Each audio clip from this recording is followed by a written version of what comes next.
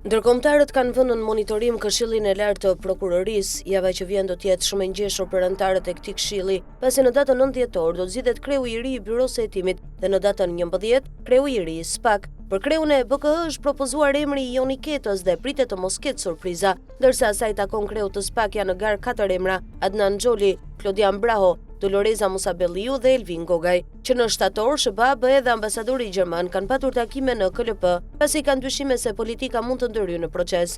Takimet janë rikthyer dhe mesazhet kanë qenë të prera. Ambasada gjermane njofton se ambasadori Bergner është takuar me kryetaren e KLP Mirela Bogdani dhe një sër antarësh të Këshillit të Lartë të Prokurorisë. Ai nënvizoi rolin e rëndësishëm që KLP luan në ruajtjen e pavarësisë, integritetit, cilësisë dhe efikasitetit të prokurorive në Shqipëri.